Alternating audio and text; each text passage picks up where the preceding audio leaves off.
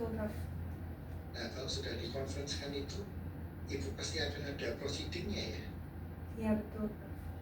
Nanti saya di-share ya prosedurnya ya Bu, biar Ibu conference ini di salah satu universitas begitu ya, nanti coba Ibu bisa share prosedurnya ke kami gitu ya. Ini datanya juga perlu buat fakultas dan prodi itu Bu ya.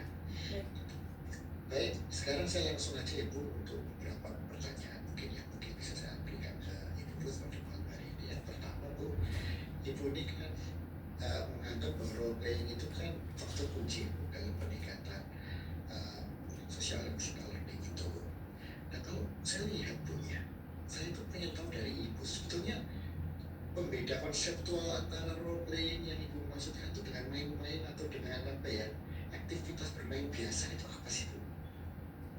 Baik, izin menjawab untuk role play itu sendiri sebenarnya lebih ke bermain peran. Jadi ada peran-peran tertentu yang anak-anak harus lakukan. Bedanya dengan bermain biasa, kadang kan anak-anak cuma tahu bermain tanpa tahu peran mereka tuh sebenarnya apa gitu. Tapi di role play ini sendiri secara detail dan jelas anak-anak diberitahu bahwa mereka tuh memiliki peran dalam permainan tersebut. Sedangkan dalam bermain biasa, anak-anak kan biasa cuma bermain interaksi antara satu sama lain tanpa mereka juga mengerti peran mereka dalam permainan tersebut apa. Dan biasa dalam role play itu guru-guru juga memberikan kalau misalnya levelnya lebih tinggi memberikan cue card atau misalnya aturan permainan yang mereka harus ikutin, atau misalnya dalam pelajaran tertentu bisa juga diberikan seperti contoh dialog untuk mereka berlatih bermain peran itu sendiri. Apakah ada ya yang ketika peran itu diberikan terus tiba-tiba mereka berimprovisasi, misalnya harusnya perannya itu X tiba-tiba menjadi Y, atau bagaimana kalau ketika emosinya anak itu tiba-tiba tidak sesuai dengan peran yang itu terjadi begitu? Bisa itu terjadi ya Bu? Bisa, sangat bisa sekali. Jadi ya ada beberapa kasus juga ketika saya observasi beberapa kelas, selain kelas IWIWAN ini juga saya lihat bahwa kadang anak-anak kita nggak bisa juga menentukan moodnya anak-anak di hari itu. Kadang kita kasih peran X, mereka improvisasi juga menjadi peran yang lain gitu. Tapi di sini peran guru juga harus dijalankan gitu. Peran guru sebagai asistennya mereka juga gitu. Jadi guru-guru juga bisa mengajak anak-anak juga untuk kembali ke karakternya, atau kadang beberapa guru juga kalau misalnya kita tidak mau terlalu intervensi dengan role play yang ada, kita tetap lihat gitu, melanjutkan apa yang mereka lakukan gitu. Dan juga mood yang anak-anak tadi secara emosional, ada sekali kadang beberapa misalnya dialog, mereka melihat dialog itu terlalu panjang untuk mereka. Jadi pas ketika mereka baca sampai tengah mereka menangis karena mereka nggak tahu kata yang mereka harus baca apa. Atau kadang di usia 3-4 tahun ketika mereka mendapatkan peran tertentu, karena mereka mendapat peran yang mereka tidak inginkan, mereka biasa bisa menangis gitu. Tapi ketika di encourage lagi, disemangati lagi, anak-anak biasanya kembali lagi mau untuk menjalani peran yang diberikan. Jadi sosial emosional learning-nya itu dari situ itu ya Bu? Ya betul. Bisa mengajak mereka untuk dan sekarang kalau ini Bu, Ibu kan juga, ini kan sekolah Kristen ya, mencoba untuk mengintegrasikan nilai Kristen dan nilai Kristen itu Ibu menganggap itu juga sangat penting. Nah bagaimana Ibu bisa memastikan ya Bu, anak umur 3-4 tahun itu mereka bisa terinternalisasi nilai-nilai kekristenan itu? Padahal kan ya menurut saya juga nggak mudah ya mereka bisa. Nah jadi caranya guru-guru itu bagaimana untuk bisa mengintegrasikan nilai-nilai Kristen itu ke dalam permainan itu, role play gitu? Baik, jadi bagaimana cara kami untuk mengintegrasikan nilai-nilai Kristen ke dalam permainan role play ini? Selain ada kelas sosial emosional, di sekolah kami itu juga ada mata pelajaran Christian Studies, di mana anak-anak mendengarkan firman Tuhan. Namun karena anak-anak, kita nggak bisa membawakan firman Tuhan hanya langsung utuh firman Tuhan. Jadi kita pakai role play untuk anak-anak, membantu anak-anak mengerti firman Tuhan. Seperti contohnya ketika saya observasi, pada waktu itu dijelaskan cerita tentang Daud. Daud itu mengembalakan kambing dan domba. Jadi waktu itu mereka dikasih peran untuk menjadi gembala seperti Daud.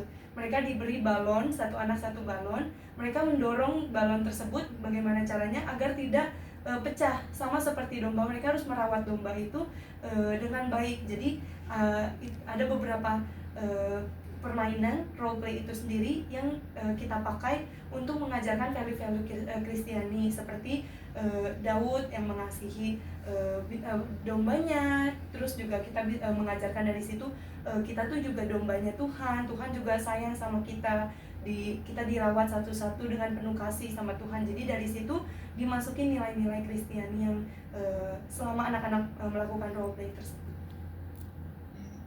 Baik, sekarang saya mulai ke metodologi ya Bu. Ibu bisa jelaskan ke saya bahwa Ibu meyakini bahwa apa yang menjadi kegiatan, pertanyaan, observasi Ibu itu valid. Bagaimana Ibu bisa meyakini itu hal yang valid Ibu lakukan sehingga akhirnya terjadi kesimpulan di dalam proses riset Ibu ini? Baik, saya dalam penelitian ini menggunakan fenomenologi. Jadi dari fenomenologi ini saya melihat semuanya itu berdasarkan hasil observasi. Terus juga sebagai researcher saya melakukan reflective journal, di mana saya juga merefleksikan hasil observasi saya, lalu juga melalui dokumentasi yang saya kumpulkan dari pihak sekolah. Lalu juga saya melakukan interview tidak hanya kepada guru tapi juga kepada kepala sekolah, psikolog sekolah, dan juga orang tua murid gitu. Jadi dari data tersebut saya simpulkan, dan juga saya ambil hasilnya tidak hanya mutlak dari opini penulis, tapi juga saya melihat gitu dari pendapat guru, pendapat kepala sekolah, pendapat psikolog anak, dan juga orang tua. Jadi dari situ saya mendapatkan hasil. Nah, yang Ibu lakukan itu kalau dalam penelitian kualitatif disebut apa Bu? Ibu membandingkan satu kelompok dengan kelompok yang lain, Ibu melakukan observasi yang hasilnya itu Ibu teliti, dan akhirnya ketika Ibu sudah menemukan suatu kesimpulan yang sama, itu namanya apa Bu? Saya memang baca punya Ibu melakukan itu, tetapi itu namanya apa? Mungkin Ibu tahu tapi Ibu lupa kali. Coba Ibu ingat-ingat lagi. Jadi proses membandingkan antara observasi, wawancara, mungkin dokumentasi, setelah itu Ibu pelajari, Ibu mengambil benang merahnya, Ibu simpulkan, karena sudah menemukan itu, proses disebut apa Bu?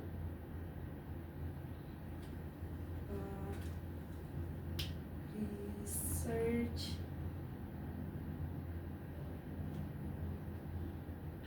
Mungkin pertanyaannya saya balik. Apakah Ibu melakukan triangulasi di dalam riset Ibu ini? Ya, melakukan riset triangulasi. Kalau Ibu melakukan triangulasi apa saja yang Ibu lakukan? Yang dilakukan pertama, dari interview itu saya menjadikan transkrip. Dari transkrip itu kemudian saya membuat tema yang akhirnya dari tema tersebut saya juga cocokkan lagi kembali dengan dokumentasi yang telah saya buat, yang telah saya kumpulkan dalam pengumpulan tesis ini. Ya, baik. Dari saya cukup sih. Saya persilakan Ibu Dr. Stefani untuk melanjutkan pertanyaan. Silakan Ibu.